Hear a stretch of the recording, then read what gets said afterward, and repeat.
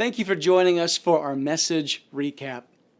Some of my favorite words that Jesus ever spoke were when he said, "Out of your bellies, out of your innermost beings will flow rivers of living water." He was talking about the ministry and the work of the Holy Spirit. And the idea is there's always a river that's flowing. The Spirit of God is always flowing. And I think sometimes we get caught up in asking God to bless what we are doing rather than asking God, what are you doing? It's not God bless what I'm doing. It's more so, God, I want to be in your flow. What are you doing? Because if I get in the flow of the Holy Spirit, then I know that what I do will be blessed. I'm taken by the words of Paul the Apostle in Ephesians 5 when he says, "Redeem the time because the days are evil." Redeem the time because the days are evil. I want to encourage all of us to start redeeming these times right now. The word time actually has two words in the Greek. One is chronos, which means the chronological time, like a calendar.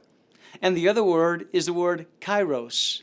And the word kairos simply means the events of the time. And what Paul is saying is this: be filled with the Holy Spirit so you can discern the events of the time. Don't miss what God is doing right now. Boy, this is such an exciting time for our church. So many things that God is doing. And I don't want one of you to miss what God is doing in this kairos, in this time. Let's all discern the events of the time and get into the flow of the Holy Spirit. Because friends, if you get in the flow of the Holy Spirit and you allow God to use your life, boy, you're going to see him do amazing things in and through your life. And he promises that the peace of God will be with you.